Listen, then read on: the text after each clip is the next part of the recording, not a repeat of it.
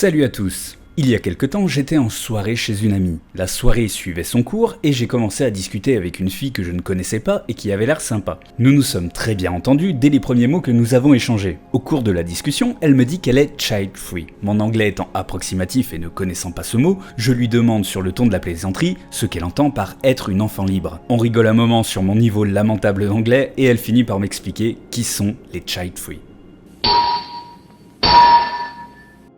Grâce à cette discussion, j'ai découvert tout un pan de la natalité que j'ignorais. Dans un premier temps, elle m'a expliqué qui sont les child free. Child free désigne les personnes de tout genre qui ne désirent pas avoir d'enfants par choix et non par contrainte. Parmi les child free, il existe deux courants, les dénatalistes et les antinatalistes. Les dénatalistes sont majoritaires, ce sont ceux qui ne désirent pas avoir d'enfants mais qui comprennent ceux qui en veulent. Ensuite, les antinatalistes militent contre la procréation pour des raisons que j'exprimerai plus tard. Certains antinatalistes font partie du VHEMT, qui se traduit en français par Mouvement pour l'extinction volontaire de l'humanité. Le nom est suffisamment explicite pour que je ne m'attarde pas dessus et que je rende cette vidéo trop longue. Enfin, il y a des personnes qui ne se sentent pas concernées par ces deux mouvements et qui restent en dehors de ça. Et il y a ceux qui font partie des child free sans même le savoir. Mais quel que soit leur point de vue, les child free ne détestent pas forcément les enfants. Ils peuvent tout à fait travailler dans un domaine qui concerne les enfants sans que cela ne les dérange. Après m'avoir expliqué ça, je lui demande par curiosité quelles sont les raisons qui peuvent pousser des personnes à ne pas vouloir d'enfants, en dehors du fait de ne pas les aimer ou de ne pas en désirer. Je voyais bien quelques raisons, mais je me doutais que le sujet devait être bien plus vaste que ça. Elle me répond que certains refusent d'en faire pour des raisons écologiques. Ils considèrent que nous sommes assez nombreux sur Terre et que nous n'avons pas besoin de nous multiplier. Leur objectif est de convaincre les gens de réduire la procréation et le nombre d'humains, que c'est une bonne chose pour avoir une meilleure qualité de vie, moins de pollution, etc. D'autres ne veulent pas en faire car ils ont des maladies qu'ils ne veulent pas transmettre à leurs enfants. Et enfin, certaines femmes peuvent avoir peur de la grossesse et de l'accouchement, qu'on appelle tocophobie. Elles peuvent en avoir peur car elles savent que cela peut mal se passer et leur coûter la vie,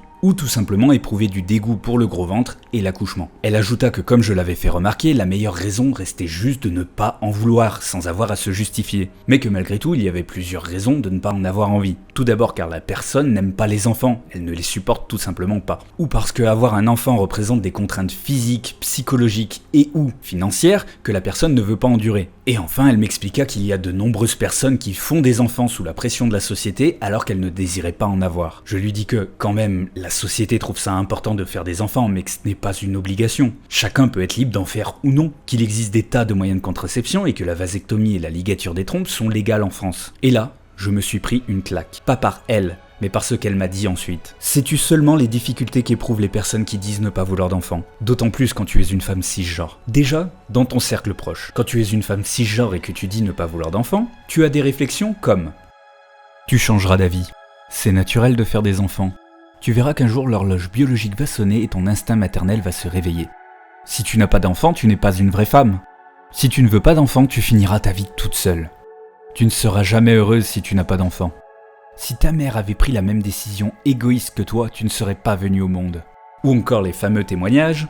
Moi j'ai connu une femme qui n'a pas fait d'enfant et maintenant elle le regrette. J'ai une amie qui n'a jamais voulu d'enfant, mais maintenant qu'elle en a un, elle est super heureuse. Imagine ces réflexions, encore et encore, au point de finir par te persuader que le seul moyen d'être heureuse, c'est de mettre au monde une vie que tu ne voulais pas. Je ne savais plus trop quoi dire, elle avait l'air agacée et épuisée. Je savais que ce n'était pas vraiment à cause de moi. Elle m'avait avoué qu'elle était contente de pouvoir en parler avec quelqu'un qui la comprenait et qui ne la jugeait pas. Avant de continuer, petit point en milieu de vidéo. Le sujet que j'aborde est important et il peut rebuter beaucoup de personnes. Donc si vous aimez la vidéo, n'hésitez pas à la liker et à la commenter, afin de mieux la référencer et contrer les éventuelles personnes qui pourraient la disliker car ce que je dis ne leur plaît pas. Et si vous avez des personnes de votre entourage qui sont concernées, que ce soit en étant child free ou pour la procréation, n'hésitez pas non plus à leur la partager. Bien, je continue. Malgré son agacement, elle continua en ajoutant qu'elle ne m'avait pas parlé du pire. Lorsqu'une femme annonce à ses proches qu'elle veut se faire ligaturer les trompes pour être sûre de ne pas avoir d'enfant. Elles ont le droit à encore plus de pression pour ne surtout pas le faire. Tu es trop jeune pour décider ça, ma grande. Et lorsque enfin elles prennent la décision de se faire ligaturer, c'est là que le vrai combat commence. Comme je l'ai déjà dit, la ligature est légale. Mais pourtant, de nombreux gynécologues refusent de le faire par idéologie. Comme s'ils pouvaient décider à votre place ce que vous voulez faire. Et là, ils vont vous sortir de nombreux arguments et des chiffres pour vous faire peur. C'est une anesthésie générale, vous risquez de perdre la vie. Il est aussi possible de le perdre à cause d'une grossesse, et pourtant des millions de femmes acceptent chaque année de tomber enceinte. C'est pas fiable à 100%, tes trompes peuvent se reformer. Et pourtant, c'est une des contraceptions les plus fiables qui existent, et ils ne prennent pas la peine de vous préciser que ça arrive surtout chez les femmes jeunes. Si tu fais ça, ça sera définitif. Tu devras passer par une fécondation in vitro si tu veux en avoir un. Oui, mais si elle ne veut pas, c'est sa décision. Et si elle change d'avis, ça ne regardera qu'elle. Ils font tout pour les en dissuader. Vous allez le regretter. Qu'en pense votre mari? Si vous tombez enceinte, vous n'aurez qu'à avorter.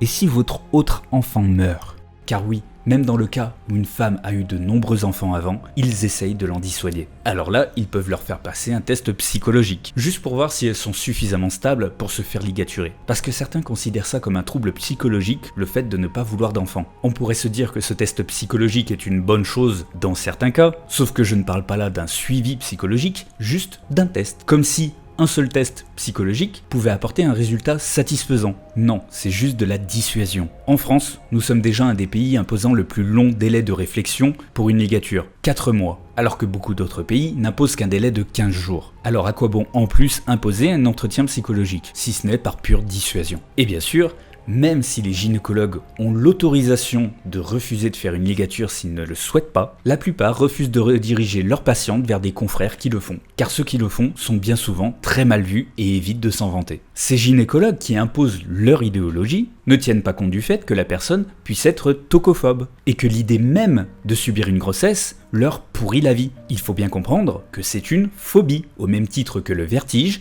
la peur des araignées, des rats ou des serpents. Mais pour vraiment vous mettre à la place de ces personnes, imaginez que vous ayez le vertige et qu'on vous force à vivre au bord d'un précipice. Beaucoup ne se sentent libérés que lorsque la ménopause arrive et vivent des dizaines d'années avec cette peur constante. Pour finir, elle m'a raconté des témoignages de personnes qui avaient fait des enfants sans vraiment les désirer. Une femme raconta qu'elle n'aimait pas son enfant, qu'elle avait toujours détesté les enfants mais qu'elle avait fini par accepter d'en avoir un parce que mon mari en voulait un.